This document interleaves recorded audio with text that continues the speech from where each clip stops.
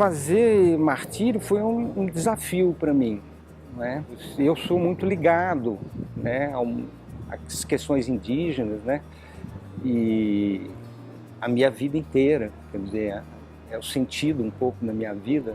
O caso Guarani Kaiowá, no Mato Grosso do Sul, fronteira com o Paraguai, né, é o caso mais dramático, né, da questão indígena no Brasil, né, descoberto inclusive recentemente, mas essa luta tem mais de 40 anos. Mas era preciso jogar uma luz sobre justamente o que legitima a demanda dos índios, que é o processo histórico, super bem documentado, inclusive por documentos oficiais, né? Numa questão onde o Estado brasileiro está diretamente implicado.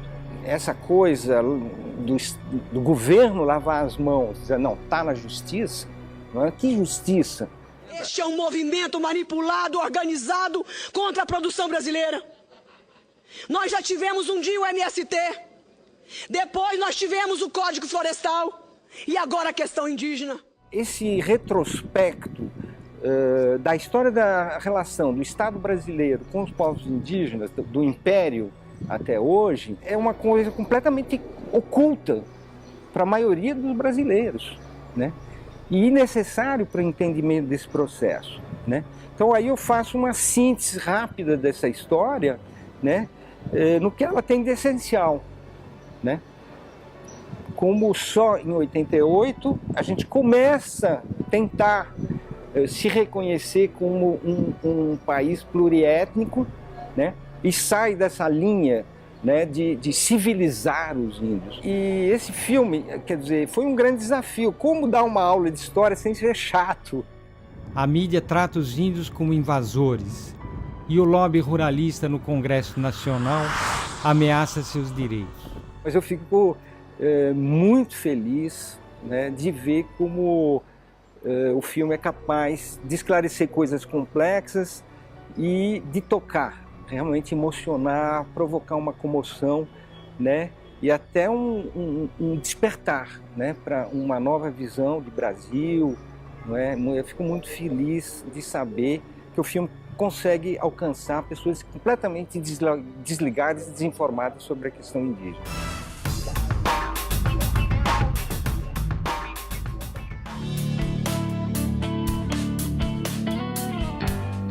Esse modo de existência nosso, né, capitalocêntrico, por assim dizer, né, em que a gente vive, é o pensamento do mercado, né, para tudo. E é óbvio que há um certo esgotamento em relação a isso, por mais que isso funcione e parece que funciona cada vez melhor, mas há uma certa exaustão. Vai aparecendo, digamos, o quanto esse modo de vida não só é insustentável, mas é invivível.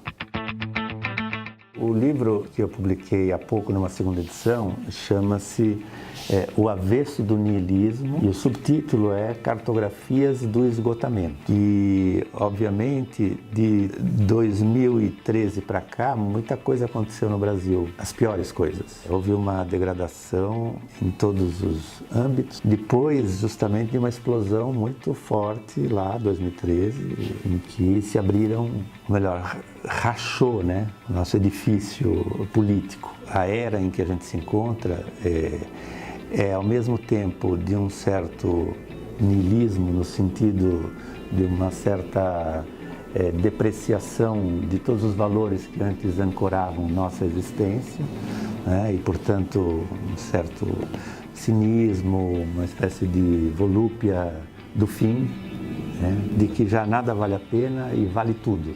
Mas o que eu tento mostrar no livro é que os pensadores que foram fundo na questão do niilismo pensaram sempre o avesso do niilismo. O que é quando se perde esses sentidos, né? É o quanto que o horizonte pode ser aberto para outras produções de sentido, para outras direções do pensamento, para outras modalidades de existência. Quer dizer, é como se algo se esgotou, mas o esgotamento não é visto negativamente. É como se a partir desse esgotamento fosse inevitável produzir outra coisa. E é tudo isso que está em jogo hoje, né? Que tipo de sociedade, ou de coletividade, ou de comunidade, ou de modos de conviver que são possíveis hoje, quando a gente vive essa espécie de exacerbação de individualismo, de autocentramento, de uma subjetividade cada vez mais depauperada e rasa. Então, eu não acredito que isso seja um destino. Quanto pior a situação do ponto de vista político, maior é a necessidade de pensar. Porque pensar não é um luxo, é uma espécie de impulso vital para sobreviver nessas condições e para virar o jogo.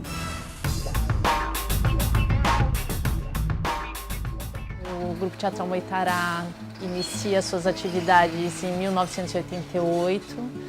Quando eu e o Vinícius Fonseca nos encontramos e, enfim, para pesquisar sobre a dramaturgia do ator. E tivemos como um eixo dessa pesquisa a linguagem da máscara teatral, que desde o começo nos chamou muita atenção, porque a gente acreditava que ele era um instrumento pedagógico muito rico para pesquisa do ator sobre si, enfim, sobre o personagem, sobre a cena, sobre tudo que o circunda também das relações humanas. Aí iniciamos essa pesquisa, inicialmente nós dois, numa sala mesmo, e ficamos aproximadamente 6 anos mais envolvidos com a pesquisa do que propriamente com resultados cênicos. Na década de 90, a gente conhece um artista que é escultor, mascareiro, ligado às artes visuais, que é Donato Sartori, que já desde o pai dele, Meleto Sartori,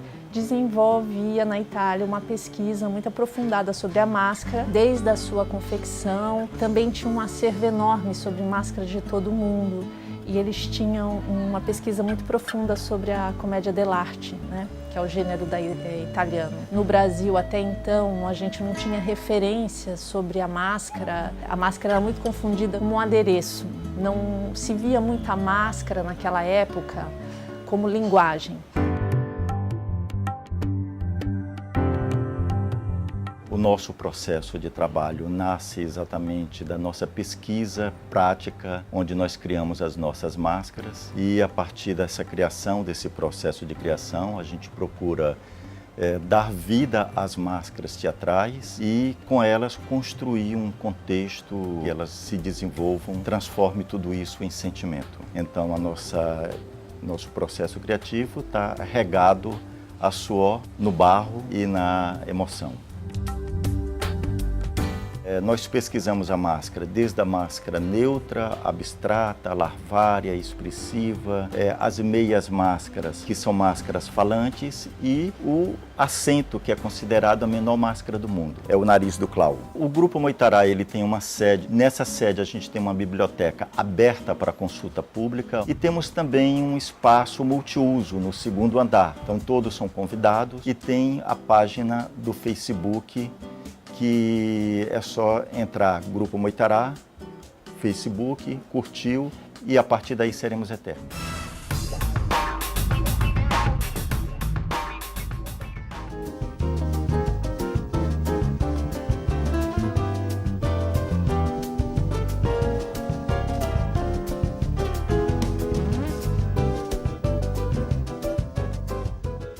Desde que eu decidi ser músico, né? Porque o Tom Jobim me deu uma força, né? Eu estava estudando para arquitetura, que meus irmãos são arquitetos. Aí o Tom apareceu na minha casa e me chamou para a gravação, né?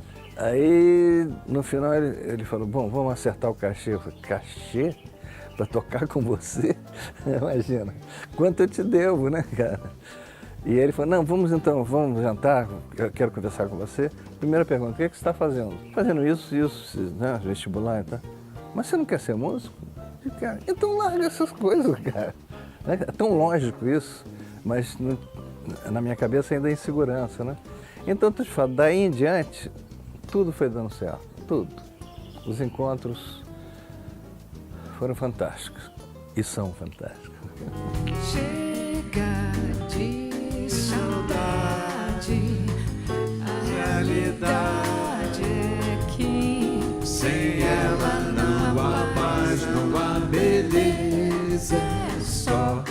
tristeza, a melancolia que não sai de mim, não sai de mim, não sai.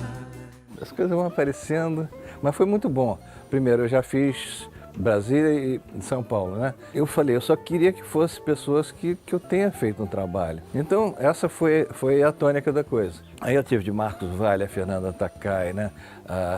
O pessoal do instrumental, Léo Ganderman. Outra coisa que eu fiz questão, não ser um negócio de todo repertório meu. Então o repertório foi muito baseado na arte de cada um, né? E foi bom porque cada um também, quando escolheram músicas minhas, cada um escolheu uma coisa diferente, que é um perigo, né? Ah, essa eu quero. Não, essa eu faço questão, outra eu também quero, né? Não, calhou tudo certinho, não houve brigas, né?